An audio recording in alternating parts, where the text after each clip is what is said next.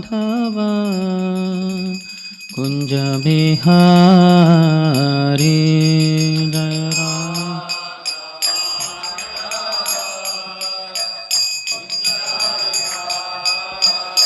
जय राधा माधव कुंज बिहारी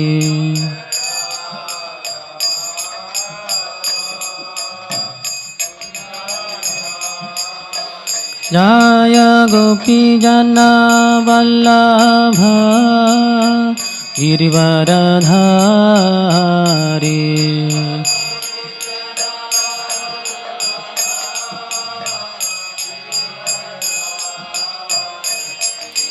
गोपी जना वल्लभ गिरिवरधारी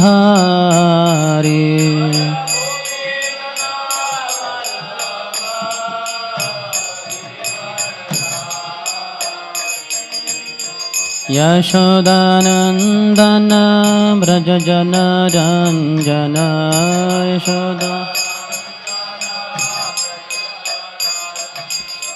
यशोदानंदन ब्रज जन रंजन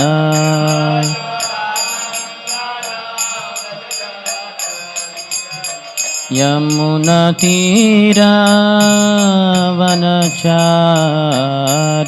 यमुना तीरा यमुना तीरा वनचारी यमुना तीरा जय राधा माधव कुंज बिहारी जय राधा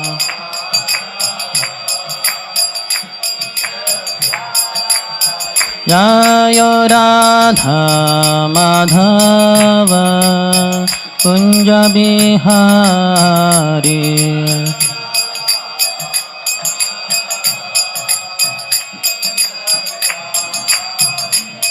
हरे Krishna Krishna Krishna Hare Hare Hare Ram Ram Ram Hare Hare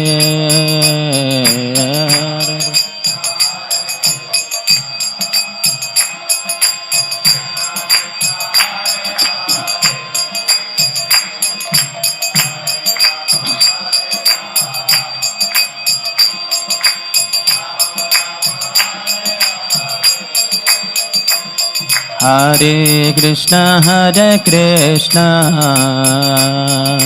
Krishna Krishna Hare Hare Hare Ram Ram Ram Hare Hare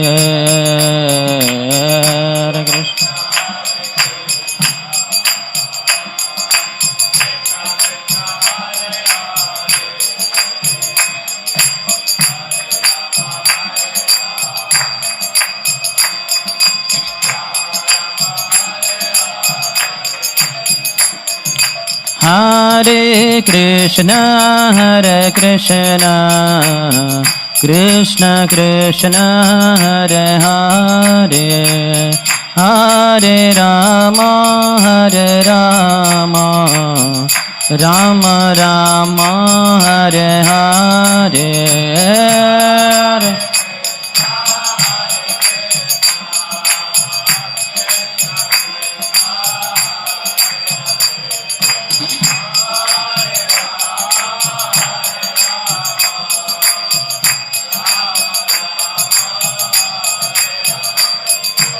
Hare Krishna Krishna Krishna Hare Hare Hare Ram Ram Ram Hare Hare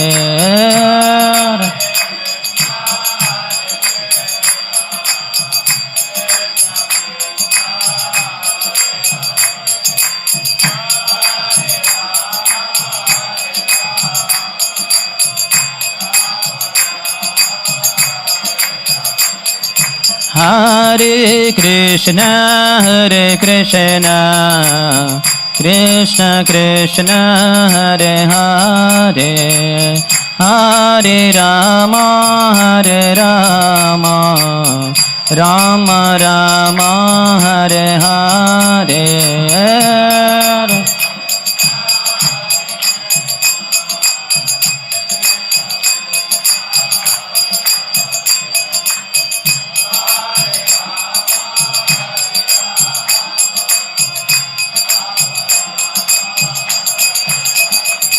Hare Krishna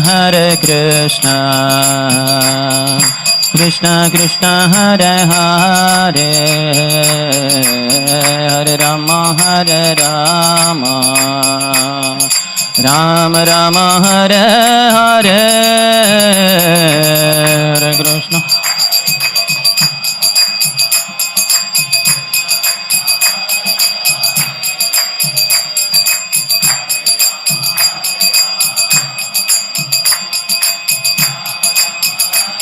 Hare Hare Krishna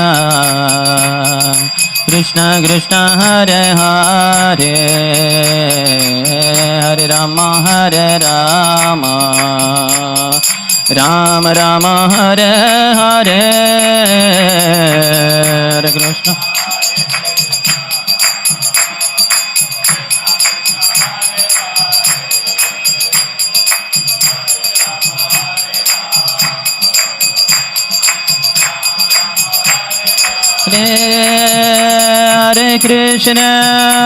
Hare Krishna Krishna Krishna Hare Hare Hare Rama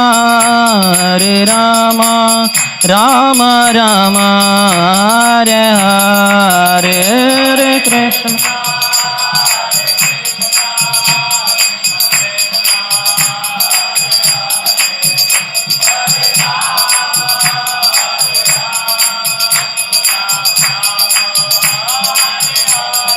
Jaya Gauranithai Gauranithai Gauranithai Jaya Gauranithai Gauranithai.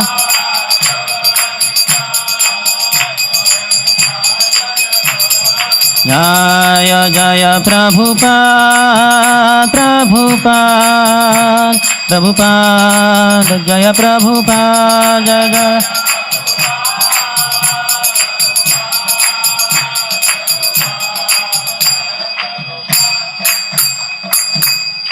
जय ओम विष्णुपाद परमहंस परिव्रजकाचार्य अष्टोत्तर शत श्री श्रीमती डिवाइन ग्रेस अभय चरणारविंद भक्ति वेदांत स्वामी शिल प्रभुपाद की. ISKCON founder acharya BBD founder acharya saviour of the whole world Shrila Prabhupada की. जय ओम विष्णुपाद परमहंस परिव्रजकाचार्य अष्टोत्तर शत श्री श्रीमद भक्ति सिद्धांत सरस्वती गोस्वामी ठाकुर शिल प्रभुपाद की. अनंत कोटि वैष्णव वृंद की. नामाचार्य शिल हरिदास ठाकुर की. प्रेम से कहो श्री कृष्ण चैतन्य प्रभु नित्यानंद श्री अद्वैत गदाधर श्रीवास आदि गौर भक्त वृंद की. श्री श्री राधा कृष्ण गोप गोपिका श्याम कुंड राधा कुंड गिरिराज गोवर्धन की. ब्रजभूमि श्री वृंदावन धाम की. मथुरापुरी धाम की. पुरुषोत्तम क्षेत्र श्री जगन्नाथपुरी धाम की. श्री नवद्वीप मायापुर धाम की. गंगा मैया की. यमुना मैया की. भक्ति देवी की. श्रीमती तुलसी महारानी की. समवेत गौर भक्त वृंद की. श्री श्री राधा वृंदावन चंद्र की. श्री श्री जगन्नाथ बलदेव सुभद्रा मैया की. श्री श्री गौर निताय की. ग्रंथराज श्रीमद्भागवतम की. शिलेश्वरपुरी पाद की. निताय गौर प्रेमानंदे. All glories to the assembled devotees. All glories to the assembled devotees. All glories to the assembled devotees. All glories, all glories, all glories to Shri Guru and Shri Gauranga.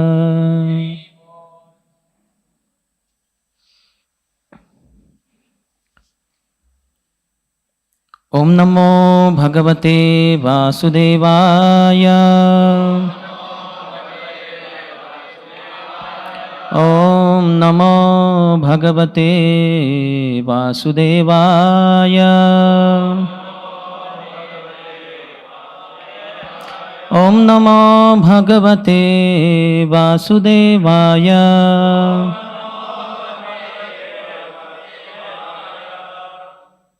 Hindi Bhagavatam हम पढ़ रहे हैं श्रीमद् भागवतम के छठे स्कंद से चौथा अध्याय, जिसका शीर्षक है हंसगुह्य प्रार्थनाएं, जो दक्ष के द्वारा अर्पण की गई। श्लोक संख्या 14। यह समुत्पतितं देह आकाशान्मन्युम् उल्बणम् आत्मजिज्ञासया यच्छेद सगुणान् अतिवर्तते। यह समुत्पतितं देह आकाशान्मन्युमुल्बणम्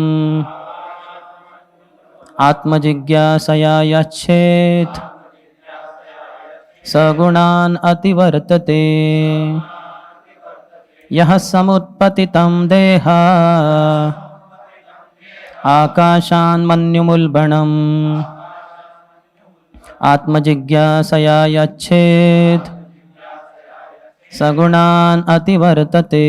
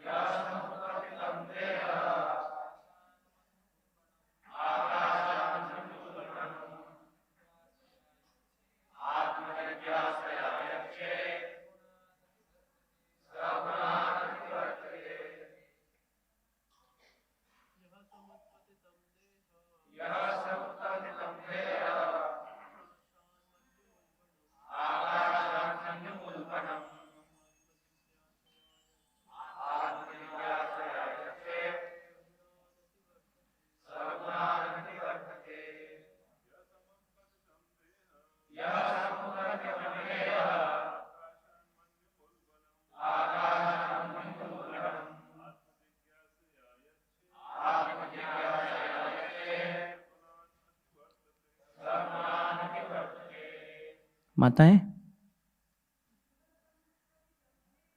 यह समुत्पतितं देह आकाशान्मन्युमुल्बणम् आत्मजिज्ञासया यच्छेत् सगुणान् अतिवर्तते। इसका शब्दशः अर्थ, अनुवाद और तात्पर्य कृष्ण कृपा सिमूर्ति अभय चरणारविंद भक्तिवेदांत स्वामी श्रील प्रभुपाद के द्वारा। यह जो कोई समुत्पतितम सहसा जागृत हुआ, देहे शरीर में, आकाशात आकाश से, मन्युम क्रोध, उल्बणम शक्तिशाली, आत्मजिज्ञासया आध्यात्मिक या आत्म साक्षात्कार के प्रति पूछताछ से, यच्छेद दमन करता है, सह वह व्यक्ति, गुणान भौतिक प्रकृति के गुणों को, अतिवर्तते लांघ जाता है। अनुवाद, जो व्यक्ति आत्म साक्षात्कार की जिज्ञासा करता है और इस तरह अपने शक्तिशाली क्रोध को, जो शरीर में सहसा जागृत हो जाता है, मानो आकाश से गिरा हो उसे दबाता है, वह भौतिक प्रकृति के गुणों को लांघ जाता है। तात्पर्य, जब कोई क्रुद्ध होता है तो वह अपने आप को तथा अपनी स्थिति को भूल जाता है, किंतु यदि वह अपनी स्थिति पर ज्ञान द्वारा विचार करता है तो वह प्रकृति के गुणों को लांघ जाता है। मनुष्य सदा से कामेच्छाओं, क्रोध, लोभ, मोह, ईर्ष्या इत्यादि का दास रहा है, किंतु यदि वह आध्यात्मिक प्रगति में पर्याप्त बल प्राप्त कर लेता है तो वह उनको वश में कर सकता है। जो व्यक्ति ऐसा नियंत्रण कर लेता है वह सदैव दिव्य पद पर स्थित रहेगा और भौतिक गुणों द्वारा अस्पृश्य रहेगा। ऐसा तभी संभव है जब वह पूरी तरह भगवान की सेवा में लगा रहे, जैसा कि भगवद्गीता के 14 अध्याय के 26वें श्लोक में भगवान कहते हैं, माम चयो अभिचारेण भक्ति योगेन सेवते सगुणान समतीत्येत्यान ब्रह्म भूयाय कल्पते। जो समस्त परिस्थितियों में एकांत भाव से पूर्ण भक्ति में प्रवृत्त होता है और नीचे नहीं गिरता है, वह तुरंत ही प्रकृति के गुणों को लांघ जाता है और इस प्रकार ब्रह्म के स्तर पद तक पहुंच जाता है। मनुष्य को भक्ति में लगाकर कृष्ण भावनामृत आंदोलन उसे क्रोध, लोभ, काम, द्वेष इत्यादि से सदा परे रखता है। मनुष्य को भक्तिमय सेवा करनी चाहिए, अन्यथा वह प्रकृति के गुणों का शिकार बनता रहेगा। ओम अज्ञानतिमिरन्धस्य ज्ञानाञ्जनशलाकया चक्षुरुन्मिलितं येन तस्मै श्रीगुरवे नमः। श्रीचैतन्य मनोभीष्टं स्थापितं येन भूतले स्वयं रूपः कदा मह्यं ददाति स्वपदान्तिकं। वन्देऽहं श्रीगुरोः श्रीयुतपदकमलं श्रीगुरून् वैष्णवांश्च श्रीरूपं साग्रजातं सहगणा रघुनाथान्वितं तं सजीवं साद्वैतं सावधूतं परिजनसहितं कृष्णचैतन्यदेवं श्रीराधा कृष्णपादान् सहगणा ललिता श्रीविशाखान्वितांश्च वाञ्छाकल्पतरुभ्यश्च कृपासिन्धुभ्य एव च पतितानां पावनेभ्यो वैष्णवेभ्यो नमो नमः। जय श्री कृष्ण चैतन्य प्रभु नित्यानंद श्री अद्वैत गदाधर श्रीवास आदि गौर भक्त वृंद। हरे कृष्ण कृष्ण कृष्ण हरे हरे, हरे राम राम राम हरे हरे।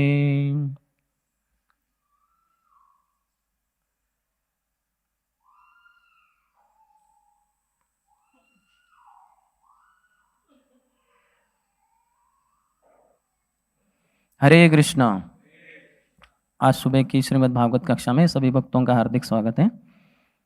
हम जो चर्चा कर रहे हैं छठे स्कंद के चौथे अध्याय, जिसमें हम सब गुह्य प्रार्थनाएं अर्पण की जाएगी बाद में दक्ष के द्वारा, जिनका उल्लेख आया था चौथे स्कंद में। जो ध्रुव महाराज की वंशावली थी उसके अंत तक जाते जाते जाते प्रचेताओं तक वो पहुंच गई थी। तो ये प्रचेताओं के उनकी पत्नी, जो 10 प्रचेता थे, उनकी एक पत्नी मारिशा के द्वारा उनको दक्ष ये पुत्र प्राप्त हुए थे।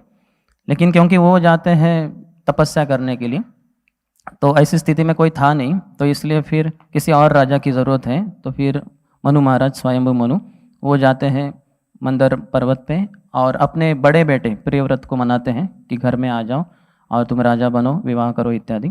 तो फिर उसमें वो श्रृंखला में चलता रहा आगे। नाभि महाराज, फिर ऋषभदेव भगवान, फिर उनका पुत्र भरत महाराज, फिर वो आगे चलता गया है, भरत के 3 जन्म। फिर वो आगे जाते जाते जाते फिर उसमें ही अंत में वर्णन हुआ नरकों का, जिसमें जो पापी लोग हैं उनको बहुत दुख दिए जाते हैं, तो उसका वर्णन हुआ। तो ये सुनकर छठे स्कंद के शुरुआत में परीक्षित महाराज पूछते हैं सुखदेव गोस्वामी जी, उनका कैसे उद्धार होगा। तो उनकी परीक्षा ली जाती है। उसमें पास होने के बाद हरि नाम की महिमा का बहुत अच्छे से वर्णन होता है पहले 3 अध्यायों में।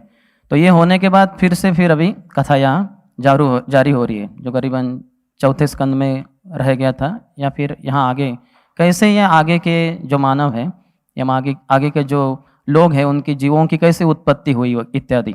तो उसी संदर्भ में अभी यहाँ जो श्लोक आ रहे हैं, तो ये श्लोक में बताया जा रहा है कि जो प्रचेताओं जो बाहर आए थे, करीबन 10,000 साल के लिए उन्होंने पानी में रहकर शिव जी के निर्देशन में तपस्या की। बाहर आके देखा तो पूरे सृष्टि में पेड़ों की बहुत बाढ़ हो गई है, वो बहुत बढ़ गए हैं, और इसके कारण जो मानव है ठीक से रह नहीं पा रहे। तो उन्होंने अपने आँखों से जो अग्नि प्रज्वलित किया, मुँह से इत्यादि हवा द्वारा, उन्होंने सब वृक्ष जलाने शुरू कर दिए। तो उस समय जो चंद्र के देवता है सोमदेव, वो आते हैं और उनको यहाँ मना रहे हैं वो। तो ये जो श्रृंखला है 1 से 15, हम 14 देख रहे हैं, अगला वाला जिसको तात्पर्य नहीं है। तो इसमें बताया गया है कि सोम जो चंद्रदेव है, चंद्र के देवता जो है सोमदेव, वो कैसे प्रचेताओं को सांत्वना देते हैं। और फिर उनको मारिशा, ये जो पुत्री है, ये जो अप्सरा के द्वारा उत्पन्न एक सुंदर युवती थी वो उनको अर्पण करते हैं। तो ये जो 13, 14 और 15 श्लोक है, इनमें एक व्यक्ति को मनाने के लिए विशेषतः एक राजनीति होता है, तो वो उसको साम दाम दंड भेद, ये 4 प्रकार हैं। इसमें से किसी एक या 2, 3, 4 जो भी इस्तेमाल करके उस व्यक्ति को मनाना होता है या उस व्यक्ति को अपने अधीन करवाना होता है। हमारा जो उद्देश्य है उसको हासिल करना होता है। तो इसमें से जो 3 है, साम, भेद और दाम, ये यहाँ इस्तेमाल किए जा रहे हैं सोमदेव के द्वारा। दंड की ज़रूरत नहीं है क्योंकि ये कोई सामान्य व्यक्ति नहीं है, ये भगवान के महान भक्त हैं, भगवान के दर्शन कर चुके हैं अभी जल के अंदर ही सरोवर में।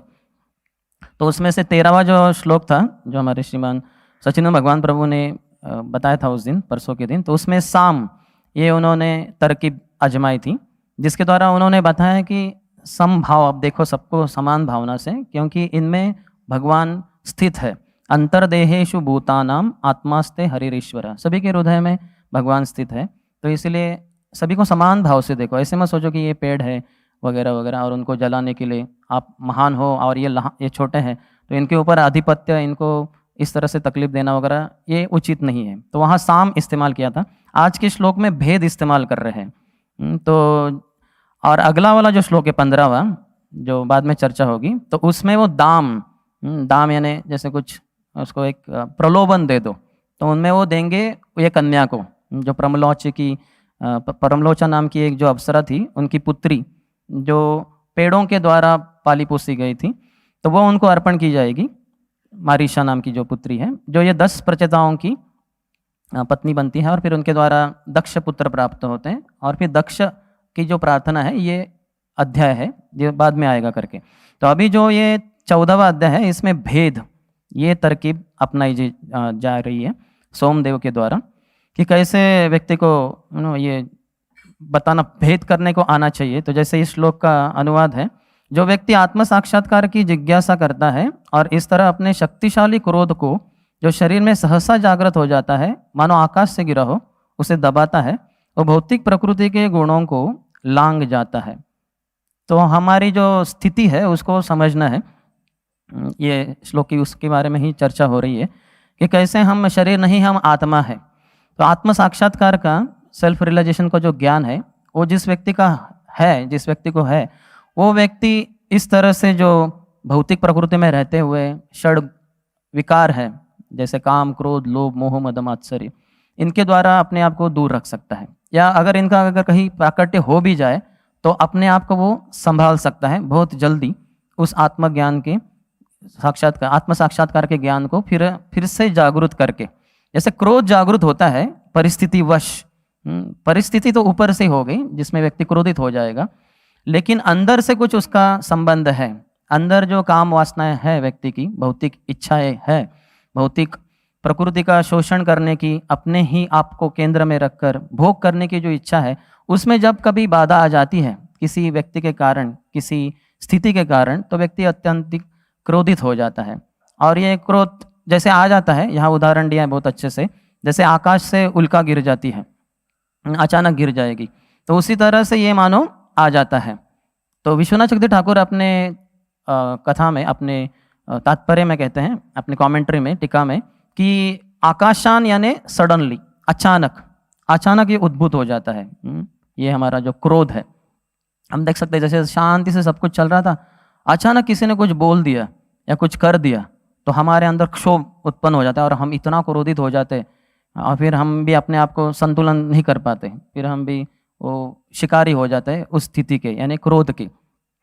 तो यह समुत्पतितम देह, यह अचानक देह में उत्पन्न हो जाता है, मानो जैसे आकाशान मन्युम यानी क्रोध, उल्बणम आत्मजिज्ञासया यच्छेत। लेकिन जो आत्म साक्षात्कार का विज्ञान है, उसको अगर व्यक्ति ध्यान से फिर से उसको याद करे, तो फिर सगुणान अतिवर्तते, वो गुणों के परे जा सकता है। तो हमारी जो स्थिति है सामान्यतः सत्वगुण की होनी चाहिए साधक के रूप में विशेषता। तो सत्वगुण में रहकर हम भगवान के नाम, रूप, गुण, लीला इत्यादि का श्रवण कीर्तन करते करते हम अपने आप को ऊपर उठाने का प्रयास कर रहे हैं। और हो सकता है आध्यात्मिक प्रकृति में है, लेकिन अचानक ये क्रोध हो जाए तो फिर व्यक्ति नीचे गिर जाता है। तो नीचे गिरता है तो फिर से उसको अपने आप को संभालना है या फिर भक्तों का आश्रय लेना है, इसके द्वारा वो ऊपर उठ सकता है। तो यहाँ बता रहे हैं कि कैसे ये जो सेवा है, सेवा का ये एक रस्सी है जिसके द्वारा भगवान हमें अपनी तरफ खींचते हैं। तो इसलिए सेवा को हासिल करना चाहिए, सेवा को भक्तों को लेकर भगवान की सेवा में अगर लगे रहे हम तो फिर हम भगवान की तरफ खींचे जा रहे। हो सकता है ऐसे करते करते अचानक क्रोध उत्पन्न हो जाए, क्योंकि भौतिक वासनाएं पूरी तरह से नहीं गई है हृदय से, तो लेकिन फिर भी अगर भगवान की उस रस्सी को, जो सेवा की रस्सी है, उसको पकड़े रखेंगे तो भगवान हमें अपनी तरफ खींचते रहेंगे। तो थोड़ा तत्क्षण अगर गिर जाए तो भी भगवान हमें उठा लेंगे, पुनः स्थिति में स्थित कर देंगे। जैसे वो 4 आर हम सुनते हैं कि अगर किसी से कुछ गलती हो गई तो उसको रिकॉग्नाइज करना चाहिए, अपनी गलती को समझना चाहिए कि मुझसे गलती हो गई, अपने द्वारा खुद ही समझ में आ जाए या फिर दूसरों के द्वारा, अन्य भक्तों के द्वारा हमें समझे। फिर रिपेंटेंस, फिर हम शोक करते हैं, शोक या प्रायश्चित्त करते हैं, पश्चाताप करते हैं। पश्चाताप यानी हमें बहुत ग्लानि होती है कि मैंने कैसे ऐसे क्रोधित हो गया, या मैं कामुक हो गया, या फिर लोभी हो गया इत्यादि। फिर उसके बाद तीसरा आर है, वो है रेक्टिफाई, अपने आप को सुधारना है। जो भी गलती हुई, जिस कारण से हुई, तो अभी उसको अपने आप को सुधारना है। और जो चौथा है वो भगवान कर देंगे, रीइंस्टेटिंग। हमारी जो पूर्व स्थिति थी उसमें भगवान हमें ले लेंगे, क्योंकि वो जो रस्सी है सेवा की हमने पकड़ी रखी है। तो उसके द्वारा, जैसे अगर किसी बच्चे को अगर माता पिता अगर उंगली देते हैं और वो गिर गया नीचे, अगर उंगली को पकड़ के रखा है तो फिर माता पिता बोलेंगे आ जाओ, खड़े हो जाओ, या फिर वो खींच लेंगे। अगर वो पकड़ के रखता है तो फिर से वो खड़ा हो जाएगा, फिर से चलने लग जाएगा। तो उसी तरह से ये भगवान के द्वारा दी गई रस्सी है, इसको हमें पकड़ के रखना है और हमेशा सेवा में मग्न रहना है। जहाँ यहाँ भी बताया, प्रभुपाद ने कोट किया है श्रीमद् भगवद्गीता से, माम चयो अव्यभिचारेण भक्ति योगे न सेवते। भक्ति योग के द्वारा जो सेवा में लगता है, सगुणान समतितेतान, वो गुणों के परे चला जाता है, ब्रह्म भूयाय कल्पते, और आध्यात्मिक स्थिति में वो स्थित हो जाएगा। तो अगर हमारे पास ऐसे ही खाली समय है तो ये बड़ा बाधा है, विशेषतः ब्रह्मचारियों के लिए। ऐसा हो सकता है कि सेवाएं बहुत कम है, इतने सारे ब्रह्मचारी, इतने सारे भगवान गृहस्थ भक्त है वगैरह, तो मंदिर की सेवाएं बहुत सुचारू रूप से चल रही है, तो बहुत सारे सेवा में लगे हुए हैं। तो गृहस्थ लोगों का तो अपना जॉब वगैरह है, तो उनको तो बहुत एंगेजमेंट्स रहते, बहुत कार्य रहेंगे। लेकिन जो ब्रह्मचारी है वो हो सकता है कि ऐसे खाली बैठा है, 3-4 घंटे का उसका सेवा है दिन में, और फिर बाकी समय फिर वो बहक जाएगा। फिर हो सकता है वो अन्य भक्तों के साथ, अन्य ब्रह्मचारियों के साथ ऐसे ही प्रजल्प करते रहे, या फिर सो जाए, या फिर खाता रहे कुछ और फिर ऐसे बहुत सारा समय की बर्बादी हो जाएगी। तो ये मैं किसी जो है उनके नोट्स से बता रहा हूँ ये पॉइंट आया था इसलिए हम बता रहे हैं। तो वो बताते हैं कि ब्रह्मचारी के लिए खाली समय ये बहुत खतरनाक हो सकता है। ये ऑपुलेंस नहीं है, एक वैभव नहीं है, लेकिन हो सकता है कि बहुत बड़ा खतरा हो जाए। तो इसलिए हमेशा भगवान की सेवा में लगना चाहिए। एक तो है कि हम तारतम्य इस्तेमाल कर सकते हैं, डिस्क्रिमिनेटिंग पावर, जो इंटेलिजेंस है, हमारी बुद्धि है, उसका एक लक्षण है कि हम सोच पाते हैं कि क्या हमारे लिए उचित है, क्या उचित नहीं है। जैसे भगवद्गीता के दूसरे अध्याय के 62वें श्लोक में कहते हैं, ध्यायतो विषयान् पुंसः संगस्तेषुपजायते संगात् संजायते कामः कामात् क्रोधो विजायते।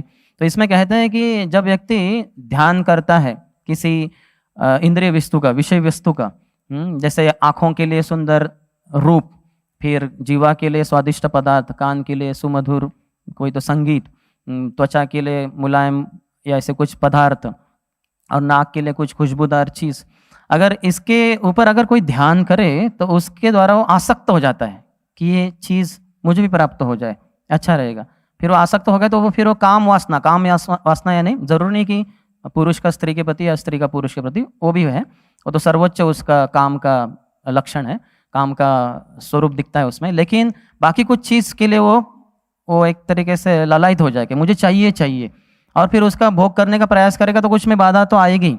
तो कामात् क्रोधो भी जायते, उसका क्रोध उत्पन्न हो जाएगा। क्रोधात् भवति सम्मोह, अगले 63वें श्लोक में कहते हैं क्रोधात् भवति सम्मोह। तो सम्मोह का प्रभुपाद कहते हैं कि फुल इल्यूजन, पूरी तरह से भ्रमित हो जाएगा, पूर्ण भ्रम में गिर जाएगा वो।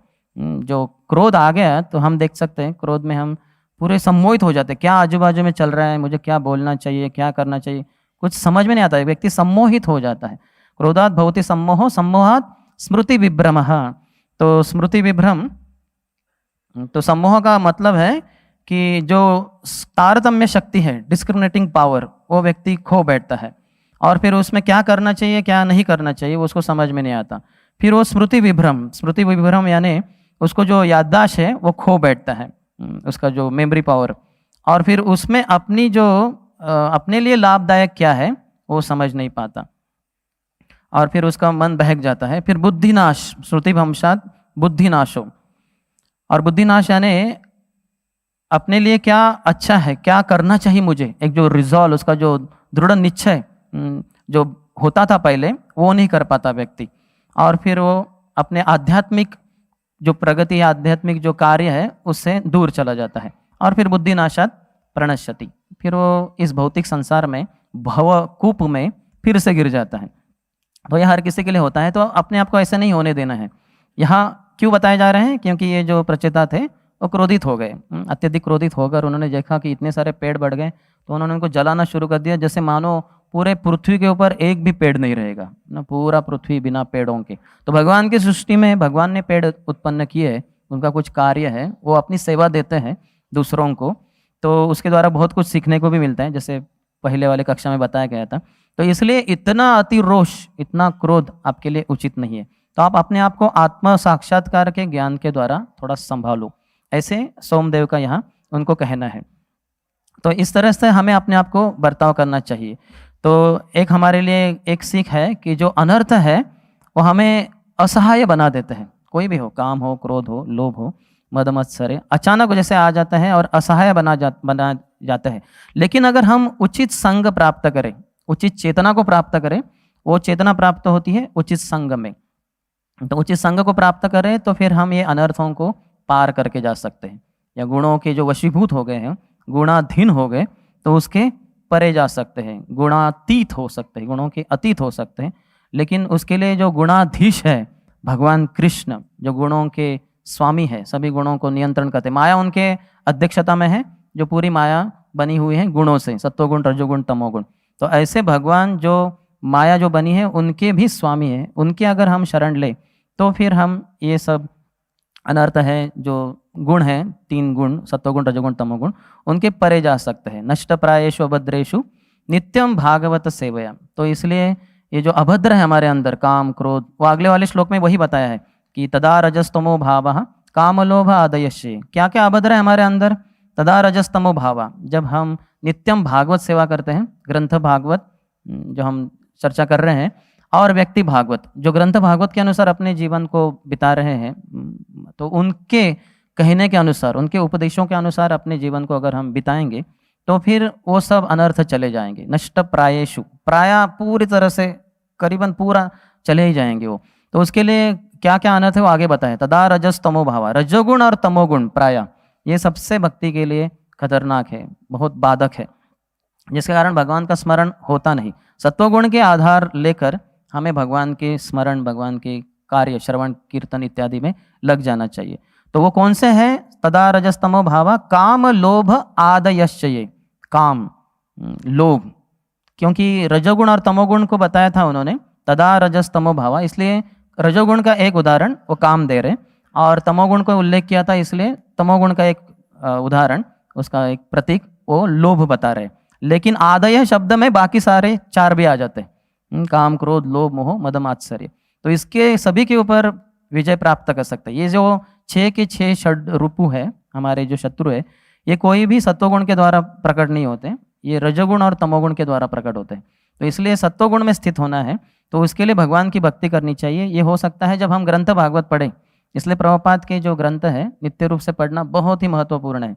अन्यथा फिर हम जो भक्ति करते करते अचानक काम के, क्रोध के, लोभ के, मद के, मोह के या मत्सर के हम वशीभूत हो सकते हैं, और फिर बाद में पछताएंगे, समय भी बीत गया, समय भी व्यर्थ चला गया, और फिर पछताएंगे, फिर से स्थित होने के लिए थोड़ा समय लगेगा।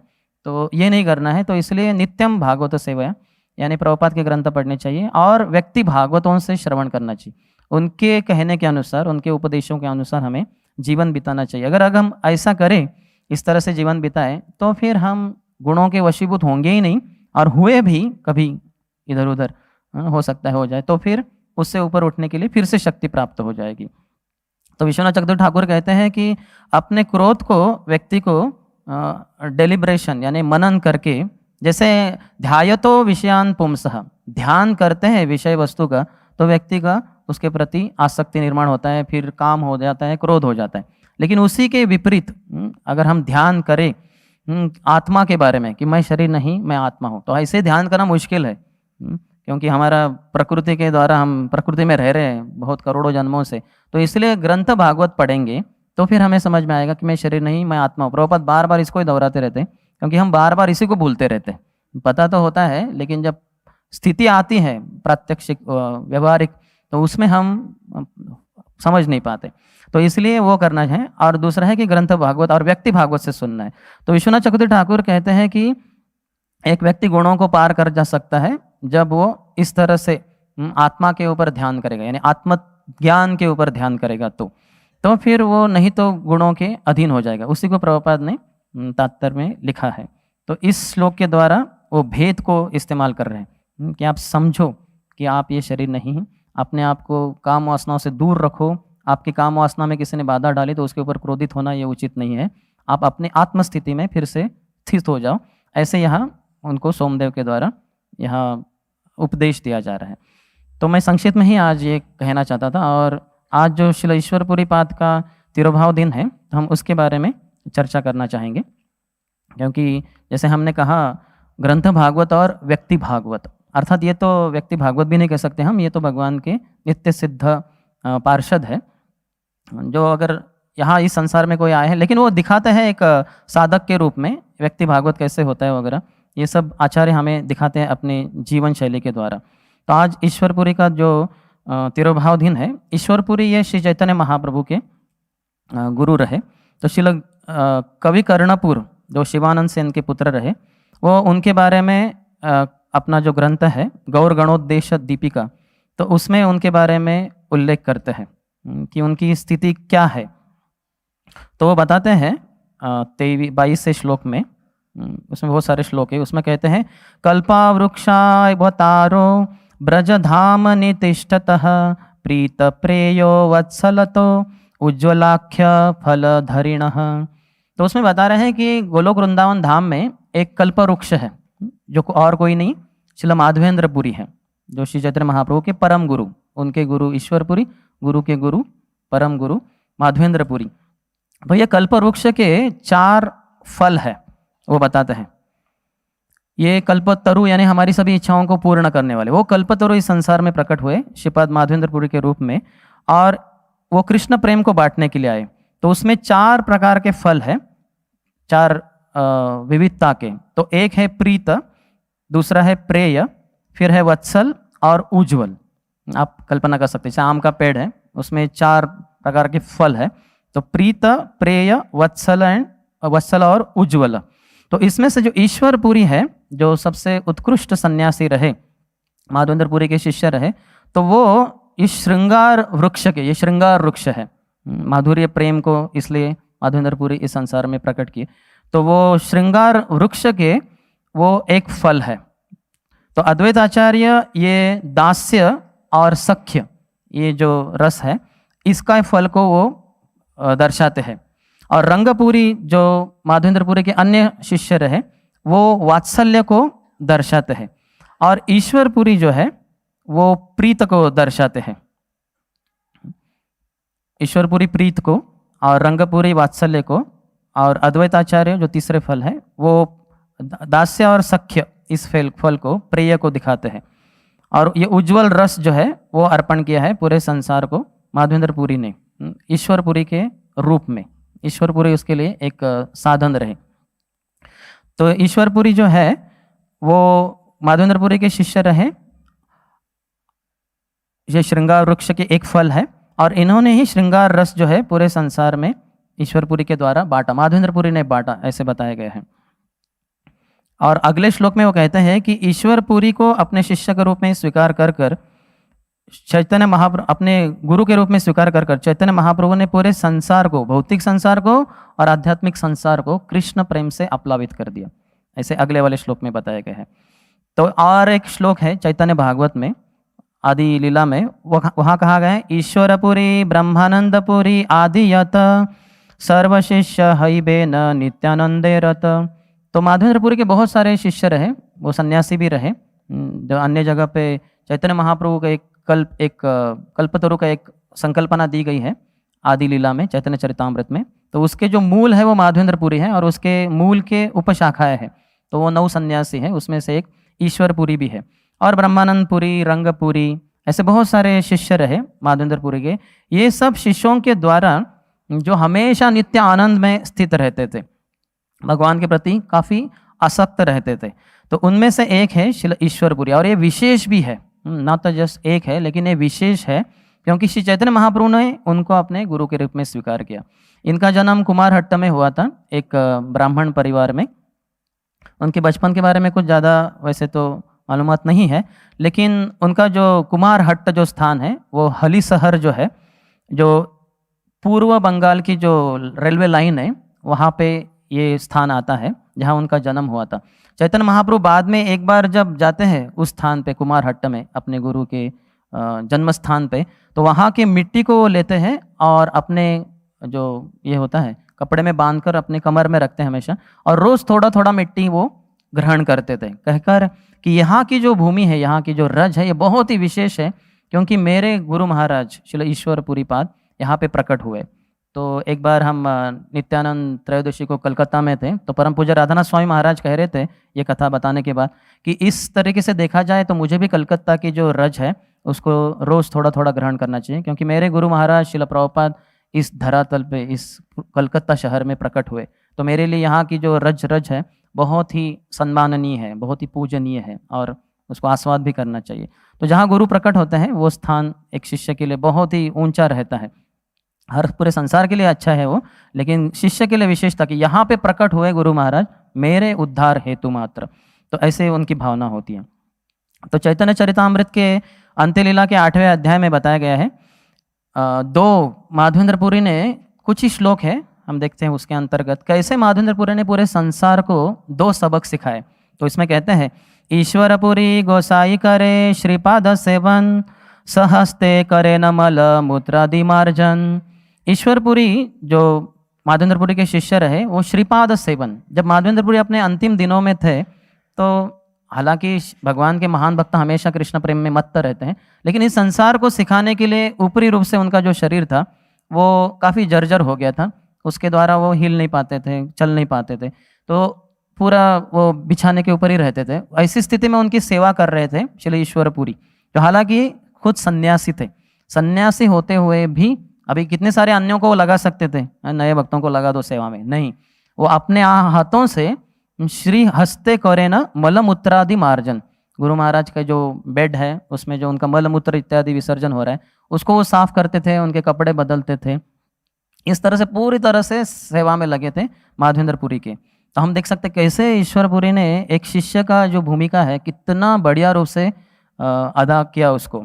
निरंतर कृष्ण नाम कराय स्मरण, कृष्ण नाम कृष्ण लीला सुनाय अनुक्षण। हमेशा वो अपने गुरु महाराज को कृष्ण का स्मरण कराते थे। ऐसा जरूरत नहीं कि माधवेंद्रपुरी को कृष्ण के स्मरण नहीं है, वो तो बहुत ऊंचे स्तर पे है, लेकिन ऊपरी रूप से दिखाते संसार को कि कैसे एक शिष्य को गुरु की सेवा में लगना चाहिए। माधवेंद्रपुरी तो इतने ऊंचे स्थिति में थे, वो तो कृष्ण प्रेम में मत्त थे। जो राधा रानी के द्वारा जो उद्धृत श्लोक है, तो उसका अर्थ सिर्फ चैतन्य महाप्रभु, राधा रानी स्वयं जिन्होंने उसको उद्धृत किया। फिर दूसरे हे क्या श्लोक कहते हैं, अयि दीन दयाद्र नाथ है मथुरा नाथ कदावलोक से, हृदयम तदवलोक कातरम दैत भ्राम्यति किम करोमि हम। ये श्लोक को बार बार वो अपने अंतिम क्षणों में गाते रहते थे। तो ये श्लोक श्रीमती राधा रानी के द्वारा उद्धृत है, और इसका अर्थ सिर्फ चैतन्य महाप्रभु, राधा रानी के अलावा सिर्फ चैतन्य महाप्रभु जो कृष्ण है राधा रानी के भाव में, तो उनको कैसे नहीं पता होगा, तो उनको भी पता था। और पूरे पता है संसार में तीसरा एक ही व्यक्ति था जिनके अतिरिक्त किसी को भी ये श्लोक का अर्थ नहीं पता, वो है श्रीपाद माधवेंद्रपुरी। तो माधवेंद्रपुरी ये श्लोक को बार बार गा रहे थे अपने अंतिम दिनों में। तो ऐसी स्थिति में उनको कृष्ण नाम का, कृष्ण लीला का स्मरण करा रहे थे श्रीपाद ईश्वरपुरी। उनके बाजू में ही बैठकर भागवतम इत्यादि, चैतन्य चरितम भागवतम इत्यादि वो पढ़ते थे उनके लिए, और कृष्ण नाम लेते रहते थे। तुष्ट हैया पूरी तारे कैला आलिंगन, वरदिला कृष्ण तोमार हऊक प्रेम धन। इससे माधवेंद्रपुरी बहुत ही तुष्ट हुए और उन्होंने आलिंगन किया। शिष्य के लिए बड़ा सौभाग्य है अगर गुरु उनको आलिंगन करते, यानी शिष्य की सेवा से गुरु बहुत ही प्रसन्न है, तभी जाके वो आलिंगन करेंगे। ऐसे हर किसी शिष्य को नहीं आलिंगन करेंगे। जैसे श्रील तमाल कृष्ण गोस्वामी महाराज थे, तो वो तो कुछ समय के लिए पहले ब्रह्मचारी थे, बाद में वो गृहस्थ बने थे 1.5 साल के लिए। बाद में प्रभुपाद ने उनको संन्यास दे दिया जयपुर में। तो वो पूरी तरह से सन्यासी के रूप में प्रचार प्रसार कार्य कर रहे थे पूरे संसार भर में। तो एक बार वो कहीं से तो द्वारका से या कहीं से तो गुजरात से वो चेन्नई की तरफ जा रहे थे, तो उनका कनेक्टिंग ट्रेन मुंबई से था। तो मुंबई में थे, वो स्टेशन पे थे, लेकिन जुहू मंदिर आ ही नहीं रहे थे। तो कुछ शिष्यों ने प्रभुपाद को बताया कि प्रभुपाद तमाल कृष्ण महाराज उधर है मुंबई के स्टेशन पे, लेकिन आ नहीं रहे मंदिर। प्रभुपाद ने कहा क्यों, मैं हूँ यहाँ, क्यों नहीं आ रहे वो? बोले उनकी जो पहले वाली जो पत्नी थी सन्यास के पूर्व की, माधुरी माता जी, वो जुहू मंदिर में है। तो पहले वाली पत्नी को देखना नहीं होता एक सन्यासी को, उनको मिलना नहीं है, तो इसलिए वो नहीं आ रहे, टाल रहे हैं मंदिर आना। उनको पता है आप है, लेकिन पत्नी है पहले वाली, तो नहीं आ रहे। तो प्रभुपाद ने कहा उनको संदेशा भेजो कि मैं बुला रहा हूँ, तुरंत आ जाए। तो जैसे संदेशा मिला वो तुरंत आ गए प्रभुपाद के रूम में। प्रभुपाद को दंडवत किया। तो प्रभुपाद अपने डेस्क के ऊपर कुछ तो लिख रहे थे, तो देखा तमाल कृष्ण महाराज दंडवत करे, तो प्रभुपाद ने अपना कार्य रोक दिया, उठ गए, उनके पास में गए और उनको जोर से आलिंगन किया और बोले कृष्ण आपके हृदय में है, जाओ पूरे संसार भर में प्रचार करो। तो इतना प्रसन्न थे तमाल कृष्ण गोस्वामी महाराज की सेवा से और उनका जो प्रभुपाद के प्रति जो निष्ठा थी और प्रभुपाद के उपदेशों के अनुसार अपना जीवन ढाले थे, तो इसलिए बहुत ही प्रसन्न थे। तो यहाँ ईश्वरपुरी को आलिंगन किया गया माधवेंद्रपुरी के द्वारा और वर दिला और उनको एक आशीर्वाद भी दिया, कृष्ण तोमार हऊक प्रेम धन, कृष्ण ही आपका प्रेम का धन बन जाए, कृष्ण प्रेम आपका धन बन जाए। ऐसा अगर किसी भक्त को, किसी शिष्य को गुरु का अगर आशीर्वाद मिल जाए तो उसका तो पूरा जीवन ही परिपूर्ण हो गया। सही हईते ईश्वरपुरी प्रेमेर सागर, रामचंद्र पुरी हईल सर्वानिंदा कर। इसी कारण ईश्वरपुरी प्रेम के सागर बने, प्रेम के इतने बड़े सागर बने हो। लेकिन दूसरी तरफ रामचंद्रपुरी हईल सर्वनिंदा कर, जो माधवेंद्रपुरी के बहुत सारे शिष्य रहे, उनमें से एक रामचंद्रपुरी भी रहे, जो बहुत ही अलग ही तरीके से बर्ताव कर रहे थे। ये अंतिम क्षणों में जब आए वो माधवेंद्रपुरी से मिलने के लिए, तो बोले कि अई दीन दयाद्र नाथ है, मथुरा नाथ कदावलोक्य से। तो अपने गुरु महाराज को कहे आप क्या ये कृष्ण का नाम मथुरा नाथ वगैरह, जो पर ब्रह्म है वो तो निर्विशेष निराकार ज्योति है, तो उनके ऊपर ध्यान कीजिए, आप ये क्या बोल रहे हैं कृष्ण वगैरह। तो माधवेंद्रपुरी बहुत ही क्रोधित हो गए, बोले अरे मूर्ख, मेरे आंखों के सामने से तू चला जा, नहीं तो पता नहीं मेरी क्या गति होगी। तो गुरु ने उनको त्याग दिया। बाद में जाते हैं जगन्नाथपुरी और वहाँ सभी भक्त चैतन्य महाप्रभु के जो अनुयायी होते हैं उनको ऊपरी रूप से प्रेम से खिलाते हैं कि आप सब, मैं खुद प्रसाद खिलाऊंगा, आप सबको प्रसाद खिलाते थे। और वो बोलते थे कि अभी बहुत हो गया, बोले नहीं प्रसाद है, प्रसाद को ना नहीं बोलना चाहिए, लीजिए। तो अभी इतने सीनियर डिवोटी ये कर रहे हैं सर्विस, तो बेचारे कुछ बोल नहीं पाते थे, तो लेते थे और बहुत ज़्यादा हो गया तो फिर वो एकदम, तो फिर वो रोक देते थे और बोलते देखो कितना खाते हैं ये महाप्रभु के सब अनुयायी, मैंने तो सुना था महाप्रभु भक्तगण वैराग्य प्रधान, वैराग्य भरा रहता है, क्या वैराग्य, कितना खाते, अत्याहार के भी परे चले गए ये लोग। अभी खुद ही इतना, तो भक्त इतना सोचते रहे ये क्या है। और इतना नहीं, उन्होंने चैतन्य महाप्रभु को भी नहीं छोड़ा, चैतन्य महाप्रभु को जाके देखा जब प्रसाद ले, बोले सन्यासी को इतना खा रहा है ये, हाँ सन्यासी को तो थोड़ा लेना चाहिए, बस उधर का भरण के लिए, ये तो बहुत खा रहा है। तो ऐसे डायरेक्टली उन्होंने बोल दिया। तो फिर चैतन्य महाप्रभु ने अपने प्रसाद को आधा कर दिया, वो थोड़ा बताया कि थोड़ा दुबले पतले भी हो गए। तो भक्तों ने कहा ये उचित नहीं महाप्रभु, आप तो अत्याचार कर ही नहीं रहे थे, आप क्यों उनकी सुन रहे हो वगैरह। तो एक बार तो आए महाप्रभु जहाँ रह रहे थे गंभीरा में, और वहाँ चींटियों का उन्होंने देखा कि वो जा रही है एक के पीछे एक, बोले अरे ये सन्यासी चुप चुप के मिठाई खाता है, नहीं तो यहाँ भी इतने सारे कैसे कि चींटियाँ आ गई, चुप चुप के मिठाई खा रहे हैं। तो महाप्रभु भी सोच में रह गया अभी क्या बताए इनको। प्रभुपाद कहते हैं कि इंडिया में तो टॉयलेट में भी चींटियाँ रहती हैं, इसका अर्थ ये नहीं कि कोई भक्त टॉयलेट में जाके कुछ मिठाई खा रहा है, तो टॉयलेट में भी रहती है वो। तो ये फिर बाद में जाके वो चले जाते हैं, उनका पतन हो जाता है। तो रामचंद्रपुरी के सभी की निंदा करते थे, तो उनके द्वारा उन्होंने दिखाया कि कैसे निंदा नहीं करनी चाहिए। महद अनुग्रह निग्रहेर साक्षी दुई जने, यही दुई द्वारे शिखाइला जग जने, तो महद अनुग्रह, महान भक्तों का जब कृपा प्राप्त होता है, जो ईश्वरपुरी को प्राप्त हुआ, और महद निग्रहेर, महान भक्तों के द्वारा जिसको प्रताड़ित किया जाता है, निंदा की जाती है क्योंकि उन्होंने गलत भक्तों के साथ व्यवहार किया, तो ये इसके साक्षी दो जन हैं। एक तो महद अनुग्रह के साक्षी है ईश्वरपुरी, और महद निग्रह के साक्षी है रामचंद्रपुरी। ये दोनों शिष्यों के द्वारा पूरे संसार के लोगों को श्रीपाद माधवेंद्रपुरी ने सिखाया कि कैसे व्यक्ति को अपना जीवन बिताना चाहिए, यानी महद अनुग्रह, महान भक्तों की अनुग्रह प्राप्त करने के लिए लालायित रहना चाहिए, और जो निंदा है करनी नहीं चाहिए। तो इस तरह से दो शिष्यों के द्वारा बताएं। तो ईश्वरपुरी इसके बाद में एक बार वो नवद्वीप में आते हैं। चैतन्य भागवत में बताया गया है कि वो नवद्वीप में आते हैं, तो एक बहुत ही सामान्य सन्यासी के कपड़े पहने, जो फटे भी हैं, धूल से पूरे भरे हुए हैं। ऐसे समय वो आते हैं, और आते हैं तो अद्वैत आचार्य के घर में आते हैं, जहाँ अद्वैत आचार्य अपने घर के विग्रहों की सेवा कर रहे होते हैं। तो उनको देखकर वो बड़े अचंभित हो जाते हैं और वहीं पे बैठे रहते हैं एक भिक्षुक के समान। तो अद्वैत आचार्य सेवा करते करते बार बार उनकी तरफ देखते हैं और कहते हैं कि श्रीपाद आप है कौन? तो वो तो कहते हैं मैं तो एक बहुत ही तुच्छ व्यक्ति हूँ, बहुत ही अधम पतित हूँ, आपके चरणों के दर्शन लेने के लिए मैं यहाँ आया हूँ। तो जो अद्वैत आचार्य वो समझते तो कोई ऐसे कोई सामान्य व्यक्ति नहीं, महान वैष्णवी लग रहे, लेकिन समझ में नहीं आ रहा था क्योंकि वो अपनी नम्रता के कारण कह रहे थे मैं तो अधम पतित हूँ। तो उसी समय मुकुंद ने भगवान का गुणगान करना शुरू कर दिया, भगवान के बारे में श्लोक वगैरह गाने शुरू कर दिए, गीत गाने शुरू कर दिए। तो भगवान की महिमा का वर्णन सुनकर ईश्वरपुरी इतने प्रेम से भर गए, वो तो पूरे लोटपोट हो गए, नीचे गिर गए, आंखों से अश्रु प्रवाह होने लग गया। तो ऐसी स्थिति में अद्वैत आचार्य आया और उनको अपने गोद में ले लिया, उनके सर को, और उनको सांत्वना देने का प्रयास किया। तो फिर उस समय समझ में आ गया सभी भक्तों को यह और कोई नहीं है, श्रीपाद माधवेंद्रपुरी के महान शिष्य ईश्वरपुरी पाद है। तो सभी को बड़ा आनंद हुआ और अद्वैत आचार्य उनकी सेवा वगैरह की थोड़े समय के लिए। उन दिनों में जो ईश्वरपुरी थे वो गोपीनाथ आचार्य जो नवद्वीप में रहते थे, बाद में वो जगन्नाथपुरी चले गए, लेकिन उन दिनों में नवद्वीप में थे, तो उनके घर में रहने लगे। करीबन 1 महीना रहे वो उधर। तो उस समय उन्होंने एक ग्रंथ लिखा था कृष्ण लीलामृत। इस ग्रंथ को वो रोज पढ़ते थे अपने प्रिय एक शिष्य नहीं कह सकते, लेकिन शिक्षा शिष्य जो गदाधर पंडित, उनके लिए। तो श्रील भक्ति सिद्धांत सरस्वती ठाकुर कहते हैं जिनसे हम प्रेम करते हैं, जो हमारे शिष्य के समान है इत्यादि, उनके लिए हमें ग्रंथ पढ़नी चाहिए। ये बड़ी सेवा है काउंसलर्स के लिए, प्रेसिडेंट के लिए, या जो भी कोई अधिकारी है जो अपने जो है प्रेमी, उनके जिनसे प्रेम करते हैं, उनके लिए ग्रंथ पढ़ना चाहिए। जैसे ईश्वरपुरी अपने उदाहरण से दिखा रहे, वो कृष्ण लीलामृत जो ग्रंथ लिखा था उससे वो पढ़ते थे गदाधर पंडित के लिए, और गदाधर पंडित बड़े ही प्रेम से उनको श्रवण करते थे। एक बार जब जा रहे थे ईश्वरपुरी नवद्वीप के रास्ते से, तो उन्होंने देखा निमाई पंडित आ रहे। उनको पता नहीं ये कौन जवान है, उनके साथ कुछ शिष्यगण भी थे, विद्यार्थीगण, और उनके हाथ में एक किताब भी थी, कुछ किताब थी।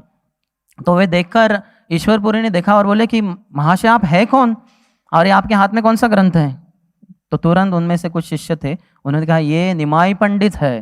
बोले अच्छा आप निमाई पंडित है, आपसे मिलने के लिए मैं बहुत ही आतुर था, तो मैं बहुत ही प्रसन्न हुआ आपके, आप बड़े विद्वान हैं इत्यादि वगैरह वगैरह, उनका गुणगान किया। तो तुरंत चैतन्य महाप्रभु, जो निमाई पंडित अभी तक कृष्ण भक्त के रूप में प्रदर्शित नहीं किए थे अपने आप को, वो कहते हैं कि मेरा बड़ा सौभाग्य है कि आप जैसे महान भक्त का मुझे दर्शन हो रहा है, क्यों ना आप हमारे घर में आके थोड़ा सा कुछ कृष्ण कथा, कुछ प्रसाद ग्रहण करें और कुछ कृष्ण कथा करें। तो तुरंत ईश्वरपुरी उनके घर में आते हैं, जहाँ योगपीठ है वहाँ निमाई पंडित का घर। तो वहाँ पे आते हैं, सची माता बहुत अच्छे से उनके लिए प्रसाद बनाती है, भोग भगवान को चढ़ाकर प्रसाद उनको खिलाया जाता है, और साथ ही साथ ईश्वरपुरी उनके लिए बहुत अच्छे से कृष्ण कथा करते हैं।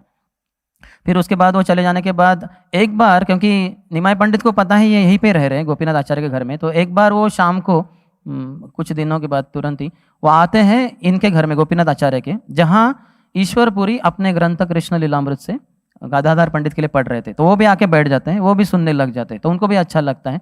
तो ये ईश्वरपुरी कहते हैं कि आप इतने बड़े विद्वान हो, मेरी इच्छा है कि मेरे ग्रंथ में जो भी कुछ त्रुटियां है इसको आप सुधारो, तो थोड़ा सुधारिए आप उसको। तो तुरंत चैतन्य महाप्रभु जो निमाई पंडित के रूप में है, वो कहते हैं नहीं नहीं, आप तो भगवान के शुद्ध भक्त हैं, आपके लिखान में कुछ भी गलती नहीं हो सकता, और वो जो है भौतिक तथाकथित दोष वो कुछ मायने रखता ही नहीं, क्योंकि कृष्ण एक शुद्ध भक्त के गुणगान से बहुत ही प्रसन्न रहते हैं। जैसे माँ होती है अपने बच्चे, छोटे छोटे बच्चे जो है उनकी कितनी सारी गलतियाँ होती है, लेकिन माँ कभी वो गलतियों को गलती करके समझती ही नहीं, क्योंकि प्रेम है वहाँ। तो वैसे भक्तों का, शुद्ध भक्तों का भगवान से प्रेम है, इसी कारण भगवान का शुद्ध भक्तों से प्रेम है।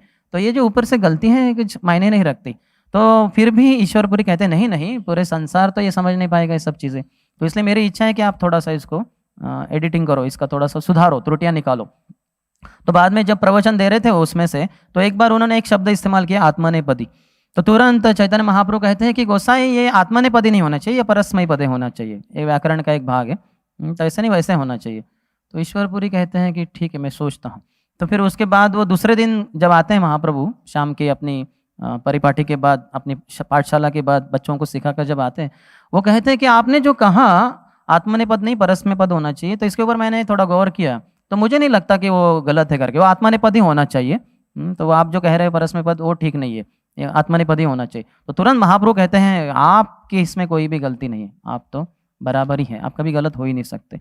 तो एक शिष्य को कैसे होना चाहिए, या हमें अपने वरिष्ठों के साथ कैसे डील करना चाहिए, हम महाप्रभु के ईश्वरपुरी के वर्ताव जो है उसके समझ सकते हैं। हम काफ़ी बार हम अपने जो वरिष्ठ होते हैं उनके गलतियाँ देखते हैं, देखते ही नहीं, उसको बोल भी देते हैं, उनको ही नहीं बोल देते, सभी को बोल देते हैं, और उसका डंका भी पीटते हैं ईमेल में और इंटरनेट पे, व्हाट्सएप पे। देखो मेरे वरिष्ठ, तथाकथित वरिष्ठ, ये वरिष्ठ है ही नहीं, एक्चुअली हम ही वरिष्ठ हैं, हम सर्वश्रेष्ठ हैं, और तुम्हारे भक्तजनों में हमसे बढ़कर कौन। तो यही भाव है हमेशा। तो फिर हम ऐसे गलतियां निकलते हैं। लेकिन चैतन्य महाप्रभु और ईश्वरपुरी के इस वार्तालाप से, इससे हम देख सकते हैं कैसे एक शिष्य को पेश आना चाहिए। फिर कुछ दिन रहने के बाद ईश्वरपुरी जो है वहाँ से निकल जाते हैं अपने तीर्थ भ्रमण के लिए, लोगों का उद्धार करने के लिए।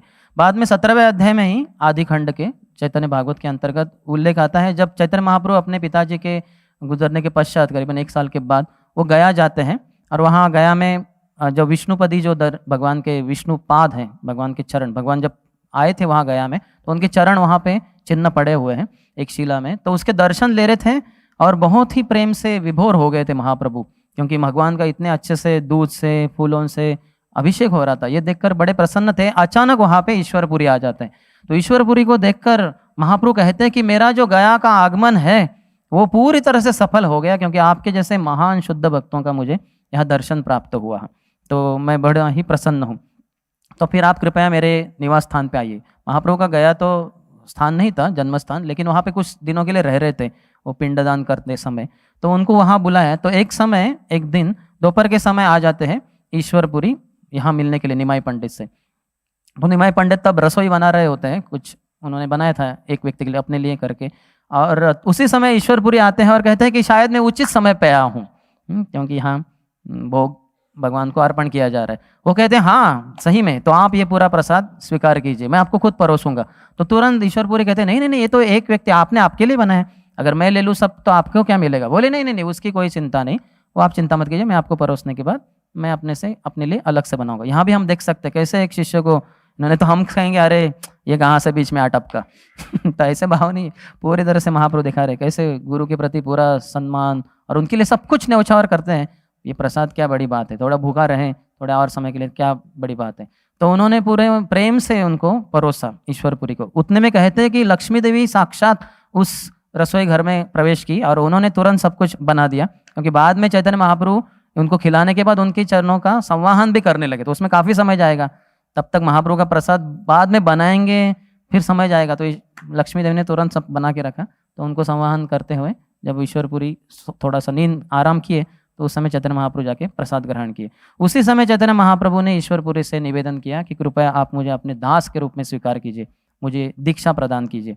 तो ईश्वरपुरी कहते हैं ये तो मेरा बड़ा सौभाग्य है, आपके जैसे महान हस्ती अगर को मैं सेवा कर पाऊँ आपकी गुरु के रूप में तो बहुत ही अच्छा है। तो फिर वो उनको दीक्षा शिष्य के रूप में स्वीकार करता है। और महाप्रभु भी जो इतने कृष्ण है, स्वयं कृष्ण राधा रानी का भाव लेके आए हैं, कृष्ण प्रेम में पूरी तरह से पागल है, लेकिन अभी तक कृष्ण भक्ति का प्रचार प्रसार उन्होंने किया ही नहीं था। जैसे ही ईश्वरपुरी के द्वारा उनको दीक्षा प्राप्त हुई, उसी रात वो अन्य जो कुछ विद्यार्थी गणों के साथ आए थे, जो रह रहे थे, उनको बिना बताए वहां से भाग जाते हैं वृंदावन की तरफ। वृंदावन वृंदावन वृंदावन, मुझे वृंदावन प्राप्त करना है। यानी गुरु से दीक्षा प्राप्त करने के बाद शिष्य कैसे कृष्ण प्रेम में उन्मत्त हो जाता है और वृंदावन के लिए पागल हो जाता है, ये बहुत ही अच्छे से हम इनसे सीख सकते हैं। लेकिन वो जब जाते हैं तो वहाँ देवी देवता अदृश्य रूप में उनको बताते हैं कि महाप्रभु अभी आपका वृंदावन जाने का समय नहीं आया है, अभी तो आपको नवद्वीप जाके संकीर्तन लीला को, संकीर्तन आंदोलन को शुरू करना है, तो हम तो आपके दास हैं, बस थोड़ा सा एक याद दिला रहे हैं आपको। तो फिर वो महाप्रभु वापस आ जाते हैं। सब शिष्य यहाँ जो विद्यार्थीगण बड़े व्यथित रहते हैं कि कहाँ गए हमारे गुरुजी, तो फिर वो वापस आ गए। तो उनके साथ महाप्रभु आते हैं और फिर कृष्ण भक्ति का प्रचार प्रसार शुरू कर देते हैं नवद्वीप में संकीर्तन आंदोलन के द्वारा। और जब बाद में चैतन्य महाप्रभु जब वाराणसी में जाते हैं, वृंदावन यात्रा जाते समय जब वाराणसी में नृत्य कर रहे होते हैं वाराणसी के सड़कों के ऊपर, तो वहाँ के जो बड़े प्रगाढ़ मायावादी सन्यासी पंडित जो प्रकाशानंद सरस्वती, वो उनके बारे में कुछ निंदा करते हैं। तो एक महाराष्ट्रीयन ब्राह्मण वहाँ जो रह रहे थे सदियों से, सातारा के जो ब्राह्मण हैं, उन्होंने वहाँ के बिंदु माधव जो विग्रह है, तो उनकी सेवा ग्रहण की थी पेशवाओं के समय में। तो वहाँ से जो आल चलती आ रही थी, तो वहाँ ये थे, इन्होंने इनको और ये जो प्रकाशानंद सरस्वती महाप्रभु और प्रकाशानंद सरस्वती, इनका मिलन करवा दिया। तो उनको प्रसाद के लिए बुलाया।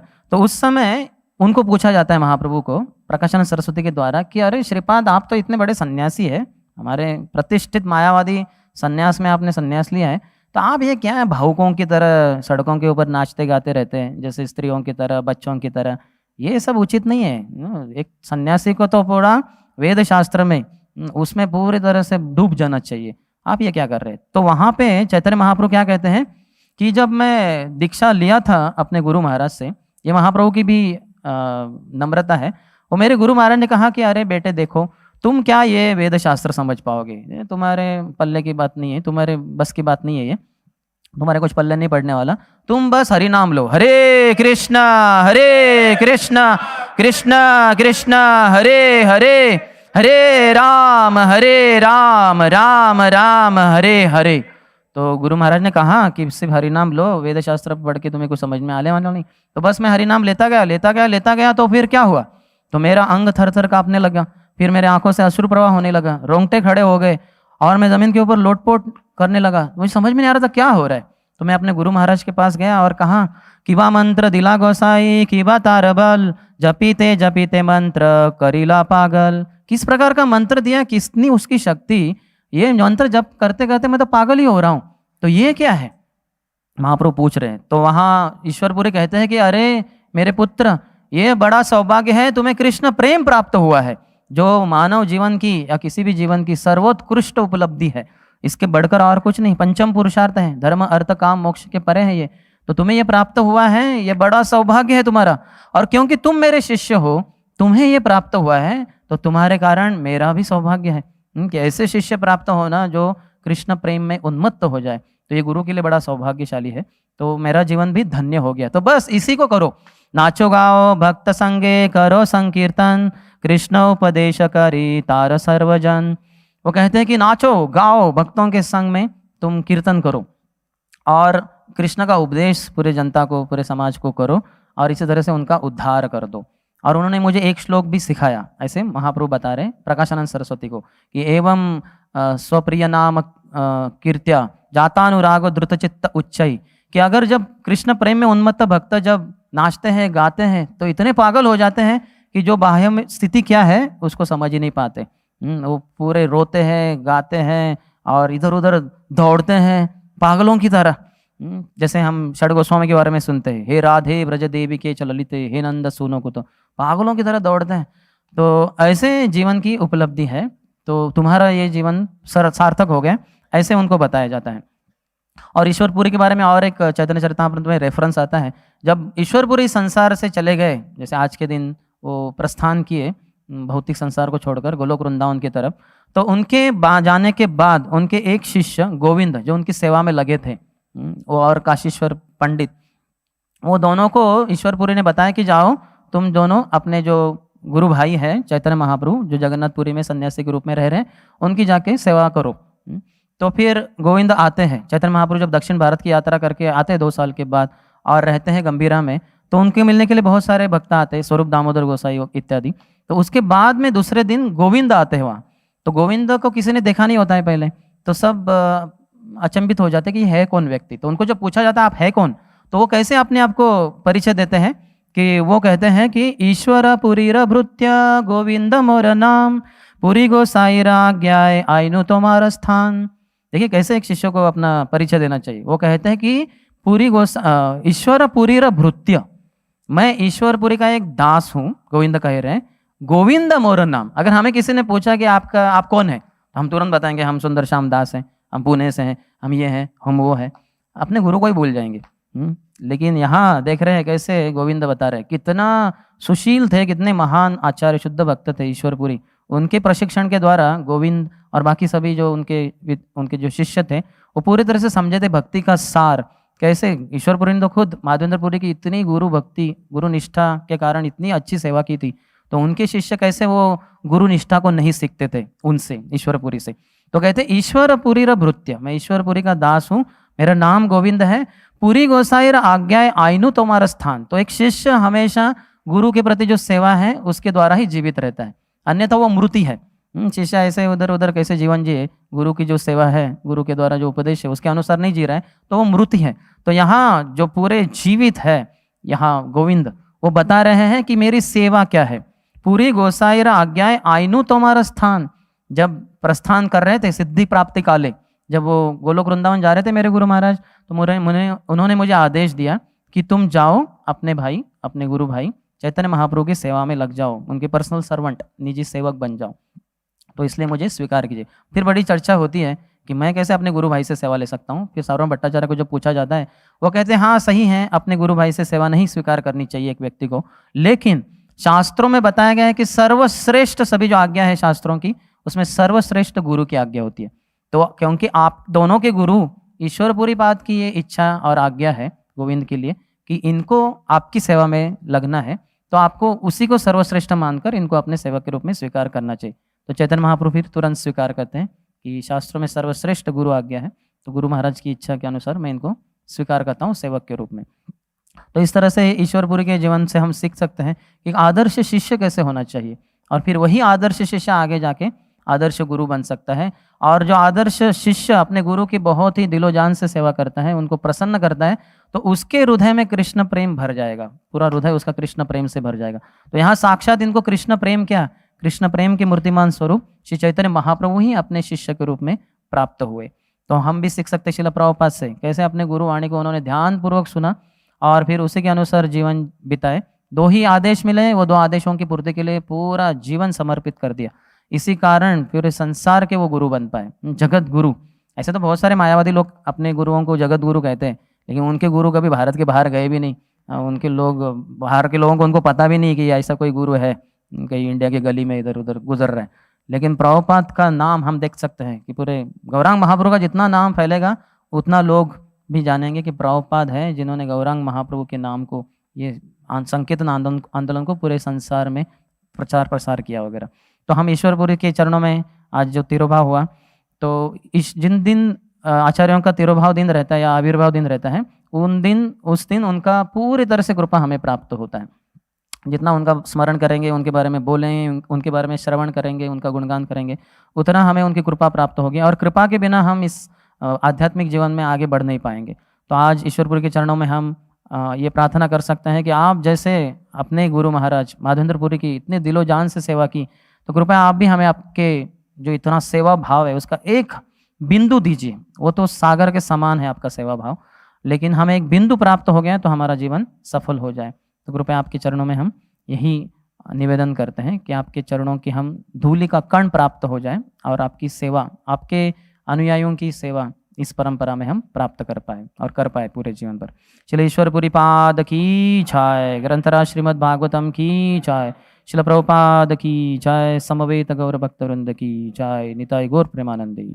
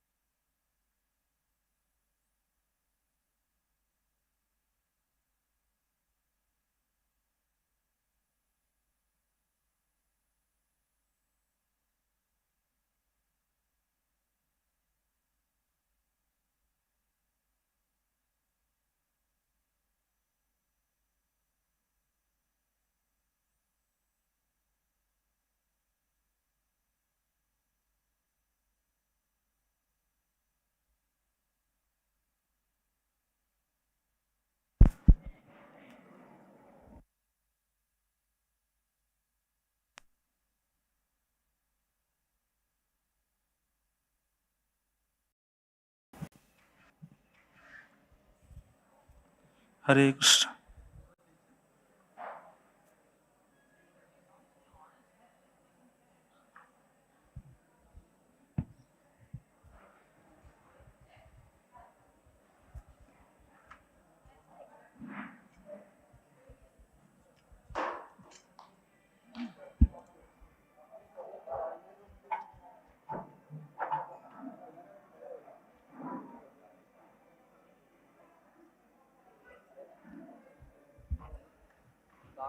हरे कृष्ण।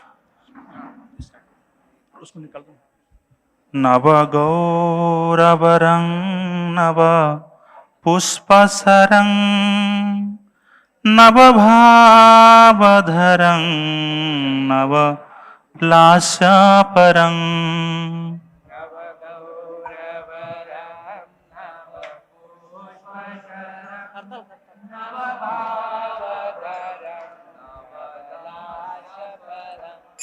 नवहास्यकरं नवहेमवरं प्रणमामि शचीसुतगौरावरं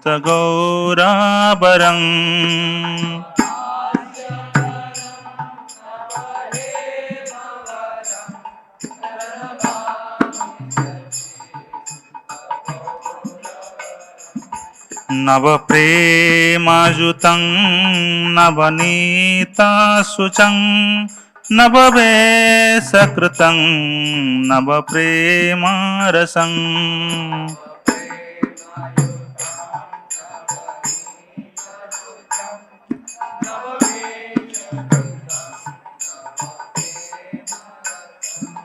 नवधा विलसात् शुभप्रेममयं प्रणमामि शचीसुतगौरावरं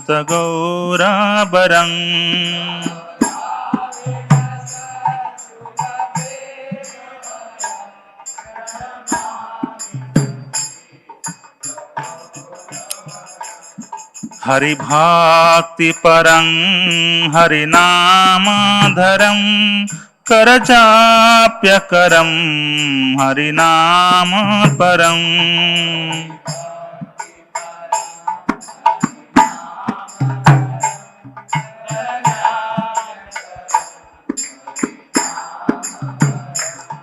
नयने सततं प्रणयाश्रुधरं प्रणमामि शचीसुतगौरावरं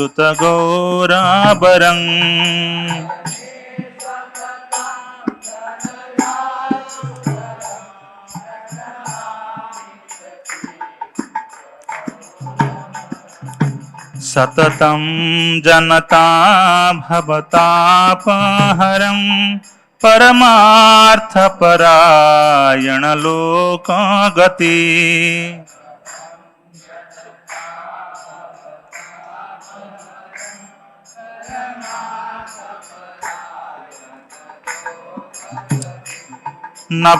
नवलेहकरं जगतापहरं प्रणमामि शचीसुतगौरावरं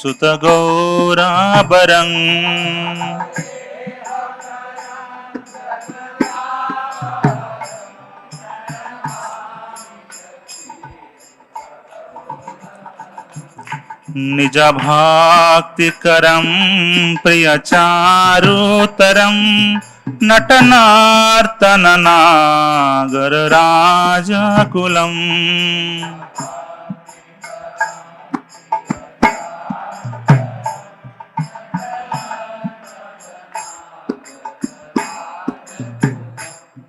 कुलकामिनि मानसलास्यकरं प्रणमामि शचीसुतगौरावरं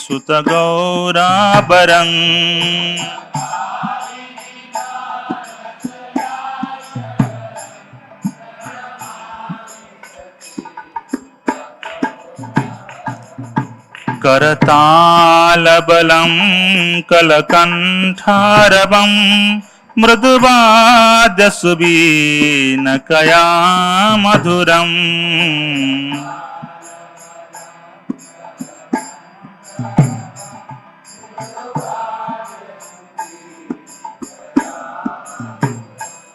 निज भक्ति गुणामृतनाट्यकरं प्रणमामि सची सुत गौराबरं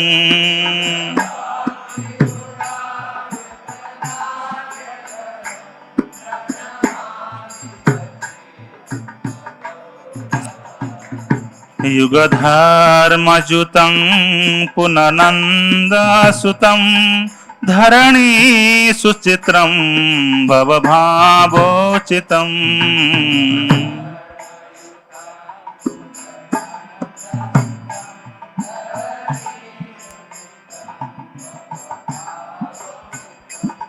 तनुध्यानचितं निजवासयुतं प्रणमामि शची सुत गौराबरं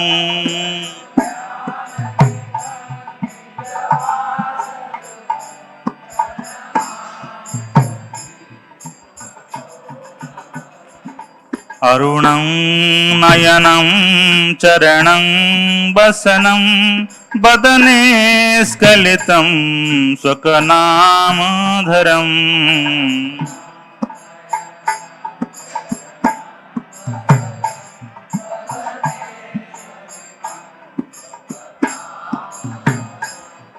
कुरुते सुरसं जगता जीवनं प्रणमामि शची सुत गौराबरं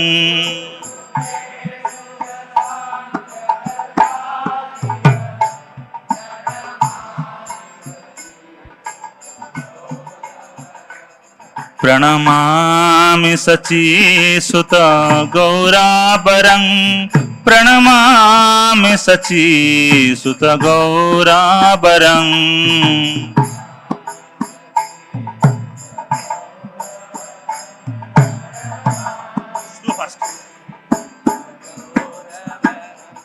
प्रणमामि शची सुत गौराबरं प्रणमामि शची सुत गौराबरं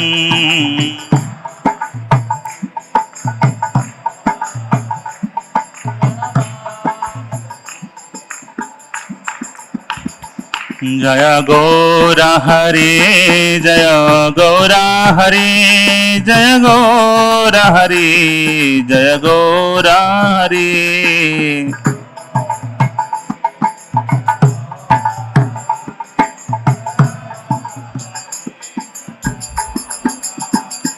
जय गौरा हरे जय गौरा हरे जय गौरा हरे जय गौरा हरे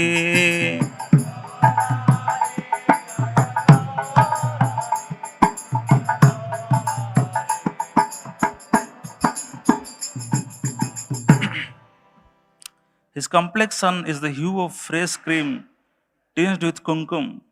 He is the ever-fresh Cupid who shoots arrows of newly blossoming flowers. He wears newer and newer modes of emotional ecstasies. He is fond of performing novel dances. He makes ever new jokes that cause much laughter. His brilliant luster is like freshly cast gold. I bow down to Gaura, the beautiful son of Mother Sachi. He is endowed with ever-fresh love of Godhead. His radiant luster is like the color of fresh butter. His fresh attire is arranged in ever new fashions. He releases ever new mellows of love for Krishna. He shines in ninefold new ways while executing the ninefold processes of devotion. He is permeated with a most auspicious loving nature.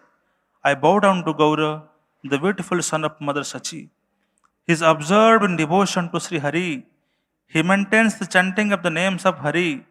While chanting, he counts the holy names of the fingers of his hands. He is addicted to the names of Hari.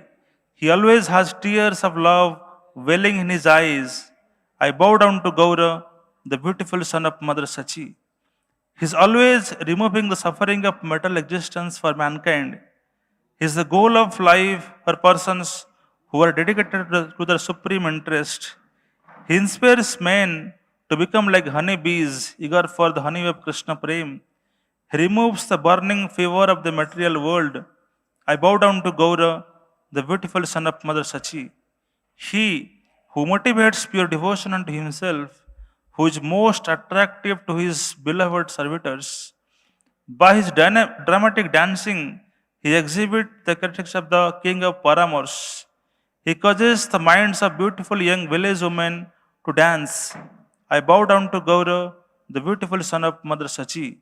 He plays kartals as his throat emits sweet melodious sounds and the vibrant notes of the veena are subtly played. He thus inspires the devotees to perform dramatic dancing that is infused with the aspect of his own devotional service. I bow down to Gaura, the beautiful son of Mother Sachi. He is accompanied by the Sankirtan movement, which is the religious practice for the age of Kali. He is the son of Nanda Maharaj come again. He is the extraordinarily brilliant ornament of the earth. His preaching mood is suitably adapted to the cycle of birth and death. His consciousness is fixed in meditation on his own form of Krishna. He is always accompanied by his transcendental abode. I bow down to Gaura, the beautiful son of Mother Sachi. His eyes, the soles of his feet, and his clothing are radius like the color that heralds the rising sun. As he utters his own names, his voice falters. He awakens a sweet flavor to life throughout the universe. I bow down to Gaura, the beautiful son of Mother Sachi. Ashtakam की जय सर्व भट्टाचार्य की शिल्पोपाद की